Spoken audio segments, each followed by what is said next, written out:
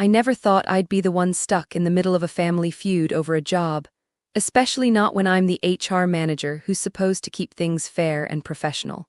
But here I am, phone in hand, hearing my aunt's voice on the other end, asking if I could help her son get a job at my company. The same aunt who used to tell me, "Why waste your time studying? Helping out at home is what really matters." Funny how the tables turn. Suddenly, I'm not just managing applicants, I'm managing expectations, family drama, and my own career. Saying no feels impossible, but saying yes might cost me everything I've worked for. By the way, before we dive in, tell me in the comments, ever seen someone get the revenge they really deserved? I read all of them. Hey, while you're here, go ahead and hit that subscribe button. Trust me, you don't want to miss what's coming next. Let's continue. I'm Lisa, 34 years old, and I live in Chicago, a city where the hustle never stops and neither do the expectations. I work as an HR manager at a mid-sized tech firm downtown, a job I fought hard to earn. I'm the kind of person who believes in merit, hard work, and playing by the rules. My days are packed with interviews, meetings, and trying to keep the peace between coworkers who think office politics is their full-time job. Growing up, my family had a very different idea of what mattered.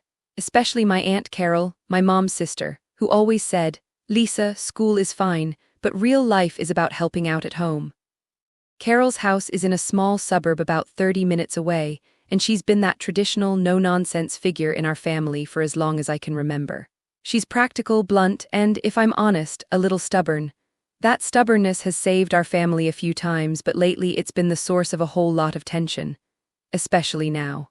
It started on a regular Tuesday morning, nothing unusual, just the usual buzz of emails and meetings. Then my phone lit up with a call from Aunt Carol. Hearing her voice after weeks caught me off guard. She sounded serious, almost hesitant. Then came the request.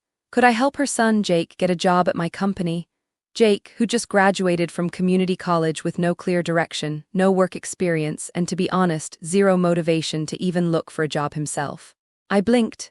After years of hearing how I should focus on family, how studying was a waste of time, here was Carol asking me for a professional favor, one that could put me in an impossible spot. I felt the weight of it immediately. My department was tight on budget, hiring was competitive, and nepotism was a big no-no. But this was family. Saying no wasn't just disappointing, it could ignite a firestorm I wasn't prepared for. That call was the first crack in what was about to become a messy balancing act between career and family loyalty. I thought the request itself was a curveball, but what really threw me off was what happened next. I tried to gently explain to Aunt Carol that hiring wasn't as simple as making a phone call. "Lisa, he's family," she said, voice firm like she was laying down the law. "This isn't just about the company. It's about helping your own." "Carol," I said, trying to keep my tone patient, "I get that. But Jake doesn't have the experience. We have policies, applications, interviews. It's not like putting a kid on the company softball team." She sighed, the kind of sigh that carries the weight of generations of family expectations. "You just don't understand. Back when we were growing up, nobody got anywhere by chasing fancy degrees or climbing corporate ladders. You helped your family, or you didn't get help when you needed it." At that moment, my coworker and closest ally, Tom, popped his head in. "Hey Lisa, everything okay in the land of family diplomacy?" I rolled my eyes. "You have no idea." Tom grinned. "If you need me to draft a family exception policy, just say the word." We both laughed, but inside I was anything but amused. The more I tried to push back, the more persistent Aunt Carol became. Phone calls stretched into texts filled with passive-aggressive reminders. "Remember whose family," "Aunties always look out for each other," and the ever-classic, "I thought you'd understand." One day, I got an unexpected visit from Jake himself. He showed up unannounced at the office, looking sheepish, clutching a half-empty coffee cup. "Hey Lisa, just thought I'd stop by, see what the big deal is." "Oh hi Jake, this is a surprise." He shrugged. "Mom says you're the gatekeeper to the dream job." I fought the urge to laugh, more like the gatekeeper to HR headaches. Jake smirked. "Well, maybe I'm just here to charm my way in." "Charm only gets you so far," I warned. And that's when the office grapevine started working overtime. Whispers of nepotism and favoritism floated through the hallways, like invisible smoke that no amount of air freshener could clear. My team started giving me the side-eye, and I could almost hear their thoughts. If she bends the rules for family, what else is negotiable? Suddenly, I wasn't just an HR manager. I was the family's punching bag, the company's problem, and the office gossip all rolled into one. It was clear this wasn't just about helping Jake find a job anymore. It was about navigating a minefield where every step risked blowing up my career or burning family bridges. And neither option looked very appealing. The tension started small, like a slow leak in a tire you don't notice until it's too late. At first, it was just the odd raised eyebrow from my team when I'd mention Jake's name in a meeting, or a muted chuckle during lunch breaks that suddenly stopped when I walked by. But soon it grew into something bigger, whispers, quiet but sharp enough to pierce through the usual office white noise. Rumors of nepotism, favoritism, the kind of accusations that stick like gum on your shoes and make every step feel precarious. I sat at my desk one morning trying to focus on a stack of resumes when Sarah, one of my most trusted recruiters, popped her head around the cubicle wall. "Lisa, can we talk?" she said, voice low. "Sure, what's up?" I asked, bracing myself. She leaned in, eyes scanning the room as if the walls themselves might be listening. "I heard some things about Jake getting special treatment. People are worried. If this blows up, it's not just you who'll be in hot water." I sighed, rubbing my temples. "I'm trying to keep everything above board, Sarah. He hasn't been given anything special. But you know how office gossip is, it grows faster than wildfire." Sarah gave a sympathetic nod. "Just be careful, your reputation's on the line." "Thanks, Captain Obvious," I muttered under my breath, but I was grateful for her honesty. That afternoon, my boss, Richard, called me into his office. Richard was the kind of manager who could deliver a critique with a smile so warm it made you suspect a hidden dagger. His office was decorated with motivational posters and a coffee mug that read "World's Okayest Boss." Charming, if a bit passive-aggressive. "Lisa," he began, motioning for me to sit. "We need to talk about Jake." I forced a smile. "Of course, what's the concern?" He leaned back, steepling his fingers. "There are rumors, Lisa, rumors that you're bending the rules, that Jake is being fast-tracked. You know how sensitive the board is about nepotism." "Yes, I understand," I said. "I've made it clear he must go through the same process as everyone else." "Good," Richard nodded, "but perceptions matter as much as reality. If this gets out, it could reflect badly on you and the department, and frankly on the company." I swallowed hard. "I'll handle it." As if that wasn't enough pressure, Aunt Carol ramped up her subtle nudges. Texts flooded in like mini landmines disguised as friendly reminders. "Remember, family first. Don't forget where you came from. Aunties always have each other's backs." One evening, as I was about to leave, my phone buzzed with a message from Jake. "Hey Lisa, thanks for trying. I'm really trying to figure things out. Maybe I'm not cut out for the office grind, but I want to learn. Can you give me a chance?" My heart twisted. Here was the kid, awkward and unsure, reaching out for help in the only way he knew. But the professional in me screamed, no shortcuts, no favoritism. The family side, that whisper in my mind that said, give him a break. He's family. The next day I found Jake loitering by the coffee machine, looking like a lost puppy. I caught him before he could awkwardly shuffle away. "Jake," I started gently, "what's really going on here?" He looked down, fingers fumbling with his cup. "Honestly, I'm scared I'll mess up, that I'm not good enough. Mom's been on my case for so long, but I don't know where to start." I softened. "You don't have to have it all figured out right now, but you need to put in the work. No shortcuts." He nodded slowly. "I get it." That conversation changed everything. Suddenly, this wasn't about me managing a family favor. It was about helping someone find their footing, but helping Jake wasn't going to be simple. The office was watching, my boss was watching, and Aunt Carol was texting faster than I could respond. At a team meeting, I felt the eyes of my colleagues drilling into me. Jamie, the sharp-tongued project lead, threw out a sarcastic comment that made the room stiffen. "So, Lisa, should we expect a new family hiring policy anytime soon? Or is Jake just a special case?" The room chuckled, some nervously, some not. I cleared my throat. "Jake is applying through the usual channels, no exceptions." Jamie smirked. "Sure, and I'm the Queen of England." I bit back a retort. The truth was, even if I wanted to support Jake, I couldn't afford to be the subject of office jokes and whispered doubts. My professionalism, my reputation, everything was on the line. At home, the stress was piling up too. Dinner conversations with my parents often drifted to the topic, with my mom caught between defending Aunt Carol and understanding my position. "You know how Carol is," Mom said one night, poking at her salad. "She just wants what's best for Jake, but maybe she doesn't see how things have changed." I get it, I replied, but if I bend the rules for him, where do I draw the line? What does that say to my team, to myself? Mom sighed. Family is messy. I laughed bitterly, that's an understatement. Every day felt like walking a tightrope, balancing between loyalty and integrity. Every text, every glance, every rumor was a gust of wind threatening to send me tumbling. I kept telling myself this will pass, just hold on. But deep down, I knew the hardest part was still ahead. About halfway through this mess, I had the kind of meeting that stays with you, the one that shifts everything, makes you rethink the whole game. It started innocently enough. Richard, my boss, summoned me to his office again. The kind of we need to chat tone that makes your stomach drop. I walked in, closing the door behind me, and found him behind his desk, arms folded, eyes serious but with that same sly smile that felt a little too knowing. Lisa, he began, I've been hearing things not just from the grapevine but from the board. They're worried about how this Jake situation could affect our company's reputation. I nodded, bracing myself for the inevitable lecture. I understand, I've been careful to keep things above board. Careful is good, he said, but perception is everything. Even if you've done nothing wrong, the board wants to see clear action. Nepotism can tank a company's image faster than bad PR. I swallowed hard. This wasn't just about me anymore, this was about the company's survival. What do you suggest? He leaned in, voice low but firm. You need to make a choice. Either Jake goes through the formal hiring process, no favors, no exceptions, or you step back from any involvement. And if you can't manage that, I might have to reassign the hiring responsibilities. The words hit like a gut punch. Losing control over my department, losing trust in my judgment, not an option.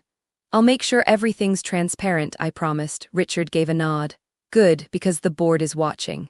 After that meeting, I felt like I was trapped between a rock and a hard place.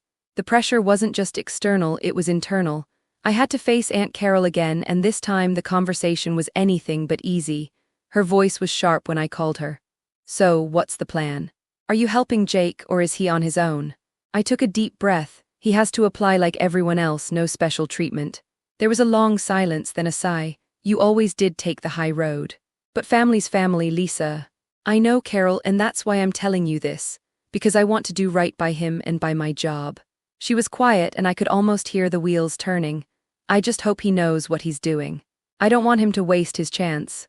That night I sat down with Jake.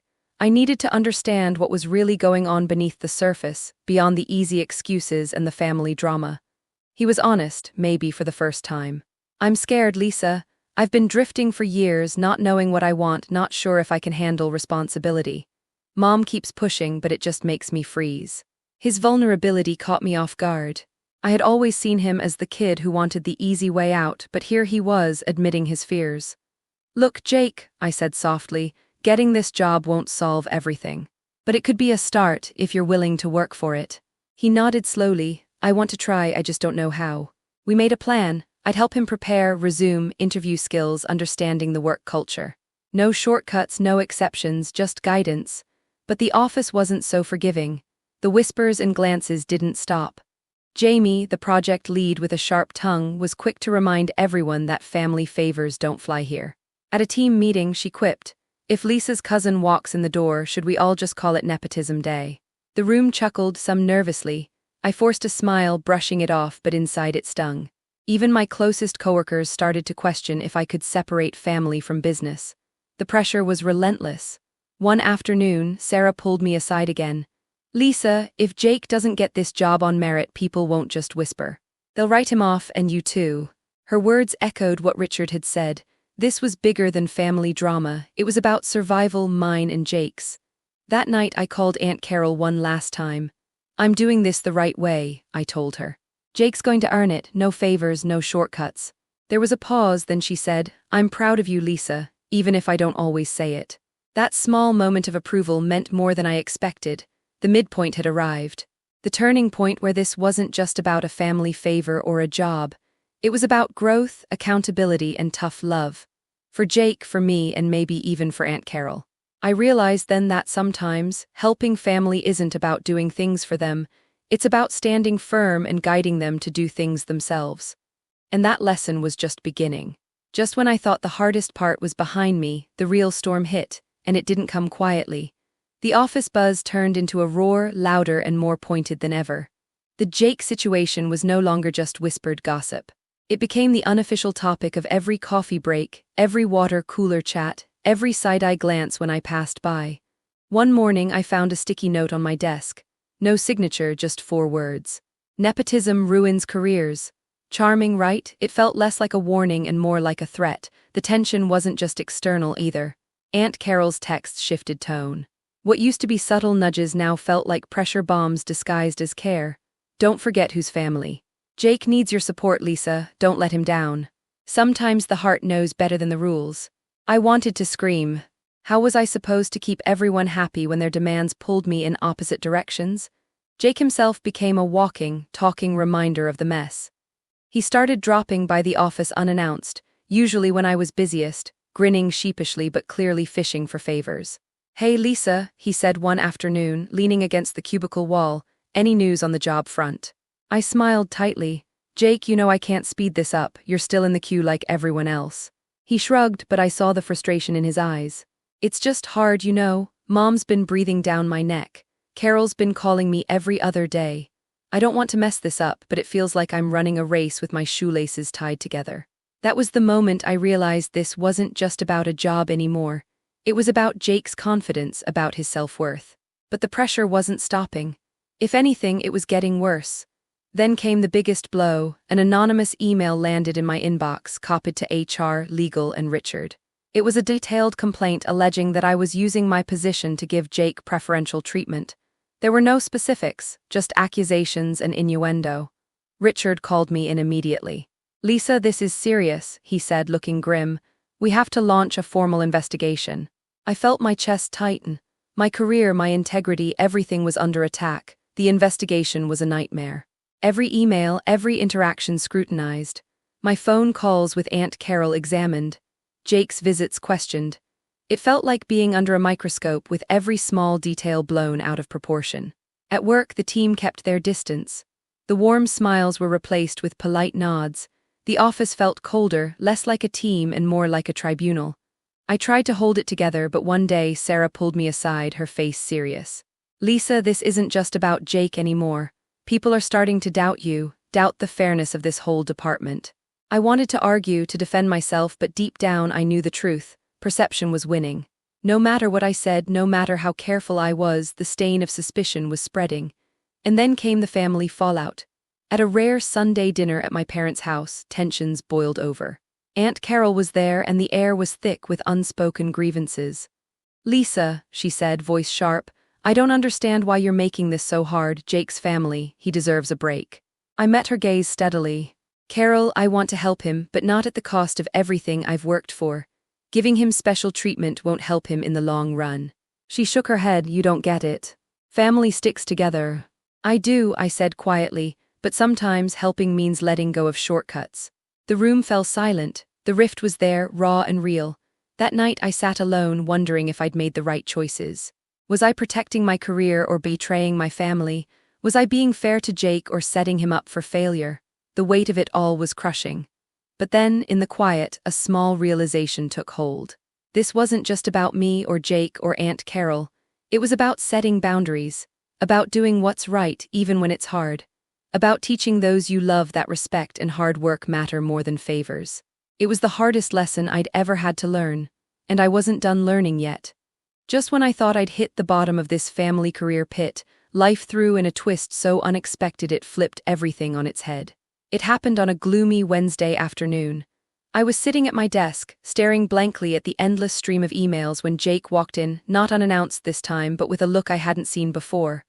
Vulnerable, serious. He closed the door behind him and took a seat without a word. For a moment, all I heard was the hum of the air conditioner and the distant chatter from the hallway. "Lisa," he finally said, voice low, "I need to tell you something." I leaned forward. "Go on." Jake took a deep breath. "I've been lying to you, to Mom, to everyone." My heart skipped. "What do you mean?" He looked down at his hands, twisting a pen nervously. "I've been pretending to want this job, to want to grow. But honestly, I've been scared out of my mind. I'm terrified I'll fail if I try. So instead, I've been making excuses, hoping someone would just hand me a break." The room felt heavier. I didn't know what to say. "I'm sorry, Lisa," he continued. I thought if I just kept quiet, things would work out, but it's eating me up inside. Hearing this cracked open a side of Jake I'd never seen. The bratty cousin who showed up uninvited. The guy dodging responsibility. That was a mask for deeper fears of inadequacy, of disappointing those who believed in him. I reached out, resting a hand on his. Jake, thank you for telling me this. It takes courage to admit when you're struggling. He nodded, eyes glossy. I want to change, I want to prove I'm worth it, but I don't know where to start. That moment shifted the entire landscape of the problem. This wasn't just about rules or family favors anymore. It was about real human vulnerability, about the messy, imperfect process of growth. Over the next few weeks, I stepped into a new role, mentor. I helped Jake build his resume, practiced interview questions with him, and introduced him to the realities of office culture. No shortcuts, no special treatment, just guidance. But the office was merciless. Jamie, the project lead with a knack for sarcasm, didn't miss a chance to jab. At a team meeting, she quipped, "So, Lisa's cousin's getting a crash course in corporate life 101. Guess nepotism has its perks."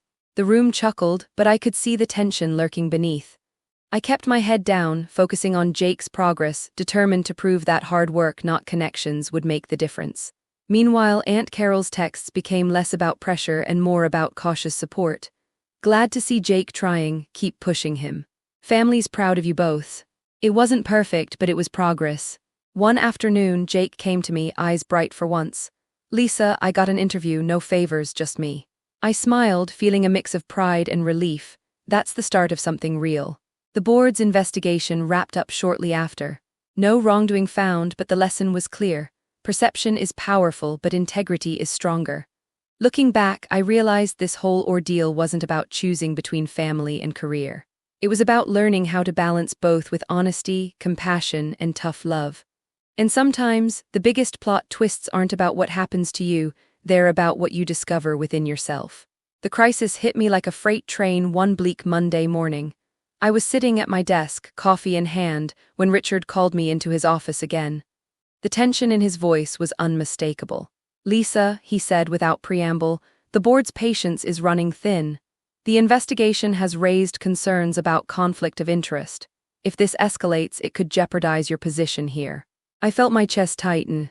My career, the years of late nights, tough decisions, and building trust, was suddenly hanging by a thread because of one family favor. "I've done everything by the book," I insisted, though even I felt the weight of the words. "Jake's been treated like any other candidate." Richard gave a slow nod, but his eyes were hard. "Intentions don't always matter, perceptions do, and right now the perception is that you can't separate family from work." Leaving his office, I felt the walls closing in. The whispers in the hallway were louder, the looks colder. Even my team started to question whether I was the right person to lead them. At home, the pressure was just as intense. Aunt Carol's calls had turned from concern to accusatory. "Lisa, you're risking everything over this," she said sharply one evening.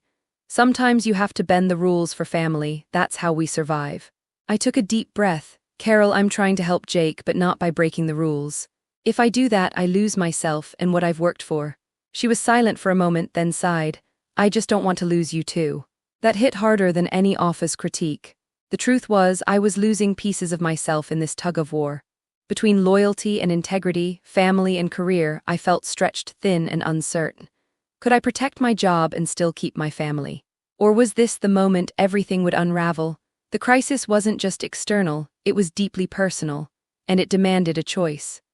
After days of sleepless nights and countless heart-to-hearts with myself, I realized there was only one way forward. Honesty and boundaries. I needed to lay everything on the table with my family, my boss, and most importantly, with Jake. I scheduled a meeting with Richard and laid out the full picture, the challenges, the pressures, and the steps I was taking to keep the process fair and transparent. I assured him that Jake would go through the same rigorous hiring process as anyone else, and that I was personally mentoring him to prepare for it. Richard nodded thoughtfully, appreciating the clarity. Next, I called Aunt Carol. I told her straight up, "I want to support Jake, but the only way I can do that is by sticking to the rules. No shortcuts. It's hard for me, but I have to protect my integrity and his future." She was silent on the line for a moment, then said softly, "I don't like it, but I understand. Maybe this is the kind of help he really needs." That conversation was a turning point. With everyone on the same page, I helped Jake build a solid resume, practiced interview questions, and introduced him to the work culture. No special favors, just real preparation. Weeks later, Jake earned an interview. He walked in nervous but determined. I watched from afar as he answered questions with newfound confidence. It wasn't perfect, but it was genuine. When he got the call offering him a probationary role, the relief and pride I felt were indescribable. It wasn't because of family connections, it was because he earned it. At work, the rumors died down. My team saw that fairness still ruled. And at home, Aunt Carol softened, acknowledging that real help sometimes means tough love. Through this ordeal, I learned that helping family isn't about bending rules or handing out favors. It's about setting boundaries, encouraging growth, and standing firm in your values, even when it's hard. And that's a lesson I'll carry with me, long after the office gossip fades. Months have passed since that whirlwind of family drama and office politics. Jake is now settling into his probationary role, not because of who his aunt is, but because of the effort he's putting in. It's not a fairy tale success, but it's real progress, and that feels like a victory in itself. Aunt Carol and I still don't always see eye to eye, but there's a new respect between us, a quiet understanding that helping family means more than just favors. It means guiding them to stand on their own. At work, the whispers have faded, replaced by the steady rhythm of daily life. I've regained my footing as an HR manager, stronger and more resilient than before. The experience taught me that integrity isn't just a buzzword, it's the foundation you build everything else on. Looking back, I realize that the toughest challenges often come disguised as family obligations. But those challenges shape us, test our values, and sometimes force us to grow in ways we never expected. If I've learned anything, it's this: loyalty and professionalism don't have to be enemies. They can coexist if you're willing to have the hard conversations, set the boundaries, and hold fast to what you believe is right. So, when Aunt Carol calls now, it's with a little less pressure and a little more trust. And when Jake stops by the office, it's as someone earning his place, not just claiming it. That's how family grows stronger, not by cutting corners, but by facing the hard truths together. And as for me, I'm still learning, still balancing, still figuring it out one day at a time. Because in the end, that's what life and family is all about.